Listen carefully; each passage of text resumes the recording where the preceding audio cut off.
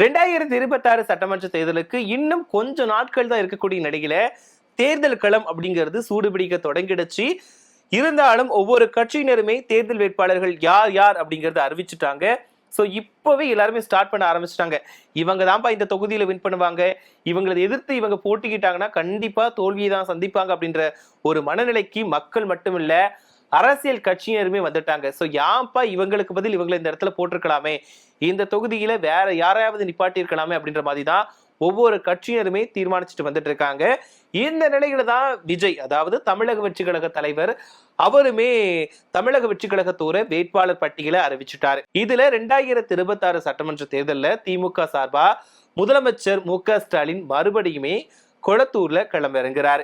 இந்த நிலையில தான் விஜயோட தமிழக வெற்றி கழகம் சார்பா வி.எஸ். பாபு அப்படின்ற பழைய திமுகவோட ஆளை களமிறக்கிருக்காரு விஜய். கடந்த 3 தேர்தல்களா கொளத்தூர் அப்படின்னாலே அது ஸ்டாலின் அப்படின்னு தான் எல்லாத்துக்கும் ஞாபகத்துக்கு வரும். அதாவது அது ஸ்டாலின் ஏரியா தான் அப்படின்றது எல்லாரோட நினைவுக்குமே வரும். ஏன்னா கிட்டத்தட்ட கொளத்தூர் அப்படிங்கிறது திமுகவோட கோட்டையா தான் இன்னைக்கு வரைக்கும் இருந்துகிட்டு இருக்குது. அது எழுதப்படாத விதியாவும் இருந்துட்டு இருக்கு. என்ன அப்படின்னா தொகுதி உருவானதுல இருந்தே இவங்க தான் இங்க எம்எல்ஏ. ஆனா இந்த முறை அந்த விதியை மாற்றி எழுத துடிக்கிறாங்க நடிகர் விஜயோட தமிழக வெற்றி கழகம். யாரை நிறுத்தினா முதலமைச்சரை தோற்கடிக்கலாம் அப்படின்னு அறிவாலயமே யோசிக்கக்கூடிய அளவுக்கு ஒரு வேட்பாளரை களம் இறக்கி இருக்காரு விஜய் அப்படின்னு சொல்றாங்க. அது வேற யாருமே இல்லைங்க, ஒரு காலத்துல திமுகவோட தீவிர விசுவாசியா இருந்த வி.எஸ். பாபு தான். முதல்ல யார் இந்த பாபு, அவரோட பின்னணி தான் என்ன அப்படின்றத பத்தி பார்க்கலாம். அரசியல் சதுரங்கத்துல வி.எஸ். பாபு ஒன்றும் கத்துக்குட்டி கிடையாது அப்படிங்கிறது எல்லாருக்குமே தெரியும். 2006 திமுக சார்பில் புரசைவாக்கம் தொகுதியில வெற்றி பெற்று எம்எல்ஏவா இருந்தவர் தான் வி.எஸ். பாபு. திமுகவுல மாவட்ட செயலாளர் ரேஞ்சுக்கு வலம் வந்தாரு. பின்னாடி திமுகவுல இருந்து விலகி தேமுதிக, அதிமுக அப்படின்னு ரவுண்ட் அடிச்சுட்டு இப்போ தமிழக வெற்றி கழகத்துல ஐக்கியமாகி இருக்காரு. அதிமுகவுல மாவட்ட செயலாளராக இருந்தவர் எஸ்ஐஆர் பணிகளை சரியா செய்யல அப்படின்னு ஆக்ஷன் எடுத்து நீக்கப்பட்டாரு. அதே சமயம் இவர் விஜய் கூட நெருக்கமா இருந்ததுனாலதான் அதிமுகவில இருந்து நீக்கப்பட்டதுக்கான காரணம் அப்படின்னு சொல்லப்பட்டுச்சு. திமுகவோட அடிமட்ட அரசியல் நாடி துடிப்பு தெரிஞ்ச ஒருவரை வச்சுதான் அதே கட்சியை சேர்ந்த முதல்வரை எதிர்கொள்றதுதான் விஜயோட வியூகமா இருக்கு அப்படின்னு சொல்றாங்க அரசியல் விமர்சகர்கள். இந்த தொகுதியை பொறுத்த வரைக்கும் மும்முனை மோதலா இருக்குமா இல்லாட்டா நேருக்கு நேர் சவாலா இருக்குமா அப்படின்னு பார்த்தோம் அப்படின்னா திமுக சார்பில் முதல்வர் ஸ்டாலின் இந்த தொகுதியில போட்டிடுறாரு. இது முதலமைச்சரோட சொந்த தொகுதி அப்படின்ற நம்பிக்கையிலுமே கடைசி கால வளர்ச்சி திட்டங்களை முன்னிறுத்தியுமே ரிலாக்ஸா இருக்கிறாரு நம்மளுடைய முதலமைச்சர் மு.க.ஸ்டாலின்.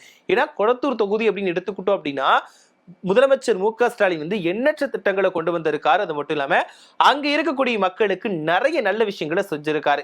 இதனால அவரை தோற்கடிக்கிறது அப்படிங்கிறது கஷ்டம்தான். சோ இதுல இப்போ அதிமுக சார்பில் பி. சந்தானகிருஷ்ணன் தான் களம்பி இறங்கியிருக்காரு கொளத்தூர் தொகுதியில. அதாவது பி. சந்தானமூர்த்தியை களமிறக்கிட்டு அமைதியா தன்னோட வாக்கு வங்கியை திரட்டிட்டு போறாங்க அதிமுக. இப்போ தமிழக வெற்றி கழகம் சார்பில் வி.எஸ். பாபுவை களமிறக்கி இருக்காங்க. அதாவது வி.எஸ். பாபுவோட உள்ளூர் செல்வாக்கும் விஜயோட தளபதி அப்படின்ற இமேஜுமே இணைஞ்சு ஒரு மேஜிக் செய்யும் அப்படின்னு தமிழக வெற்றி கழகத்தோட நிர்வாகிகள் ரொம்பவே நம்புறாங்க. ஸ்டாலினை பொறுத்த வரைக்கும் கொளத்தூர் அப்படின்றது ஒரு கோட்டை, அதாவது திமுகவோட கோட்டை. கண்டிப்பா கொளத்தூர்ல திமுகவை தவிர வேற ஒரு கட்சி ஜெயிக்குமா அப்படிங்கிறதே ஒரு கேள்விக்குறிதான். இப்போ அந்த கோட்டையோட சில பிரச்சனைகளை தெரிஞ்ச ஒருவரை விஜய் அவருக்கு எதிர்த்து போட்டியிட வேட்பாளரை நிறுத்தி இருப்பதுதான் கொஞ்சம் சவாலா பார்க்கப்படுது. இந்த தேர்தலை ஒரு சுவாரஸ்யமான த்ரில் படமா மாற்றி இருக்குது இந்த ஒரு விஷயம். அதாவது பழைய திமுக முகம், புதிய கட்சியோட லேபிள், எதிர்ப்பது தற்போதைய முதலமைச்சர். இது அப்படி பார்க்கறதுக்கு அவ்வளவு சுவாரஸ்யமா இருக்குதுல. கொளத்தூர் வாக்காளர்களோட தீர்ப்பு என்னவா இருக்கும் அப்படிங்கிறது தான் மே 4ஆம் தேதி தான் எல்லாருக்குமே தெரிய வரும். தமிழக வெற்றி கழக வேட்பாளர்கள் அறிவிப்பு பார்த்தோம் அப்படின்னா பெரம்பூர் மற்றும் திருச்சி கிழக்கு தொகுதியில விஜய் போட்டி போடுறாரு. டி நகர்ல புசி ஆனந்த் போட்டியிடுறாரு. மயிலாப்பூர்ல வெங்கட்ராமன் போட்டியிடுறாரு. வில்லிவாக்கத்துல ஆதவ் அர்ஜுனா, கோபியில செங்கோட்டையன், திருப்பரங்குன்றத்துல நிர்மல்குமார் போட்டியிடுறாங்க. திருச்செங்கோடுல அருண்ராஜ் போட்டியிடுறாங்க. குமாரபாளையத்துல விஜயலட்சுமி போட்டியிடுறாங்க. சைதாப்பேட்டையில அருள் பிரகாசம் போட்டியிடுறாங்க. எழும்பூர்ல ராஜ்மோகன் போட்டியிடுறாங்க. லால்குடியில கூப்பா கிருஷ்ணன் போட்டியிடுறாங்க. திருப்பூர் வடக்குல சத்யபாமா போட்டியிடுறாங்க. ஆயிரம் விளக்குல ஜேசிடி பிரபாகர் போட்டியிடுறாங்க. கொளத்தூர்ல வந்துட்டு VS பாபு போட்டியிடுறாங்க. கோபிச்செட்டிப்பாளையத்துல தமிழக வெற்றி கழகம் சார்பில் போட்டியிடுறாங்க முன்னாள் அதிமுக அமைச்சர் செங்கோட்டையன் அப்படின்னு அறிவிக்கப்பட்டிருக்கு. சோ விஜய் வந்து எல்லாரோட வேட்பாளர் பட்டியலையுமே அறிவிச்சுட்டாரு. கொஞ்சம் சுவாரஸ்யமா இருக்குன்னு கூட சொல்லலாம். அது மட்டும் இல்லாம இப்ப எல்லாரோட கணிப்புமே என்ன இருக்குன்னா, இந்த தொகுதியில விஜய் இவரை நிப்பாட்டி இருக்காங்க. இந்த தொகுதியில நின்னா கண்டிப்பா விஜய் வேட்பாளர் தோத்து போயிடுவாங்க. ஏன்னா ஒரு சில இடங்கள் பார்க்கும்போது, ஒரு சில தொகுதிகளை பார்க்கும்போது ஒண்ணு திமுகவோட கோட்டையா இருக்கும், இன்னொன்னு அதிமுகவோட கோட்டையா இருக்கும். சோ இவங்களை எல்லாத்தையும் காலி பண்ணி தமிழக வெற்றி கழக நிர்வாகிகள் எப்படி ஜெயிக்க போறாங்க, தமிழக வெற்றி கழகத்தோட வேட்பாளர்கள் எப்படி மாற்றத்தை கொண்டு வர போறாங்க அப்படின்றதுதான் எல்லாரோட எதிர்பார்ப்புமா இருக்குது. அது மட்டும் இல்லாம ஒரு சில பேர் இப்பவே கணிக்க ஆரம்பிச்சிடுச்சாங்க. கண்டிப்பா விஜயோட வேட்பாளர் இந்த இடத்துல நின்னா கண்டிப்பா வின் பண்ண முடியாது. ஏன்னா இது ஒண்ணு திமுகவோட கோட்டையா இருக்கும், இல்லாட்டா அதிமுகவோட கோட்டையா இருக்கும்.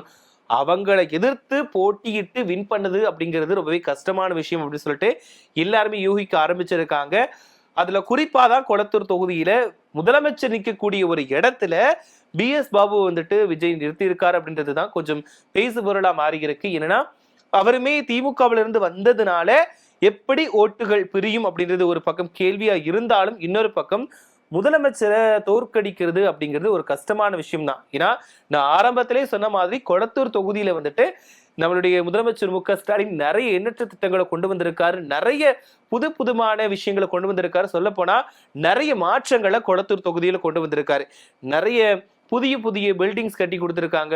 பேருந்து நிலையமா இருக்கட்டும், அது மட்டும் இல்லாம நிறைய கட்டிடங்களா இருக்கட்டும், குடியிருப்புகளா இருக்கட்டும், சாலை வசதிகளா இருக்கட்டும், குடிநீர் வசதிகளா இருக்கட்டும், எல்லாத்தையுமே தன்னோட தொகுதிகளுக்கு வந்து முதலமைச்சர் MK ஸ்டாலின் வந்து பார்த்து பண்ணி கொடுத்திருக்காரு. அதனால கண்டிப்பா முதலமைச்சருக்கான செல்வாக்கு அப்படிங்கிறது அந்த இடத்துல அதிகமாக தான் இருக்குது.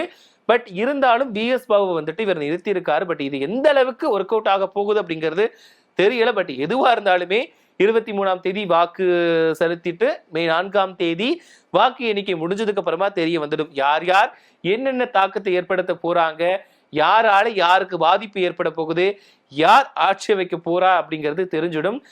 சொன்ன மாதிரிதான் இப்போ வந்து தமிழகத்துல 4 முனை போட்டி நிலவ போகுது. ஒரு பக்கம் திமுக கூட்டணி, இன்னொரு பக்கம் அதிமுக கூட்டணி, நாம் தமிழர் கட்சி வழக்கம் போல தனிச்சு போட்டிடுறாங்க. இதுல புதுசா வந்த தளபதி வெற்றி கழகம், அதாவது தமிழக வெற்றி கழகம் வந்து புதுசா தனியா தான் போட்டிடுறாங்க. அவங்க 234 தொகுதியிலுமே போட்டிடுறாங்க. இவங்க வந்து எந்த அளவுக்கு மாற்றத்தை கொண்டு வர போறாங்க? இப்போ நாம் தமிழர் கட்சி காலமா அவங்க தனிச்சு போட்டிடுறாங்க. தோல்விகளை சந்திச்சாலுமே அடுத்தடுத்து அவங்க முன்னேறிக்கிட்டு தான் போறாங்க. இதுல வந்து தமிழக வெற்றி கழகம் சார்பில் விஜய் வந்து யாருக்குனவே சொல்லிட்டாரு, நான் தான்பா முதல்வர் வேட்பாளர், நான் கண்டிப்பா ஆட்சி அமைப்பேன் அப்படின்ற ஒரு நம்பிக்கைக்கு சொல்லிட்டாரு. பட் இருந்தாலும் இந்த தேர்தல் களம் அப்படிங்கிறது ரொம்பவே சூடுபிடிக்க ஆரம்பிச்சிடுச்சு. ஏன்னா விஜய் வந்து இந்த அரசியலுக்கு வந்ததுக்கு அப்புறமா பிரச்சனையை சந்திக்காம இல்லவே இல்லை, நிறைய பிரச்சனைகளை சந்திச்சுதான் இப்போ வந்து தேர்தலை சந்திக்க போறாரு.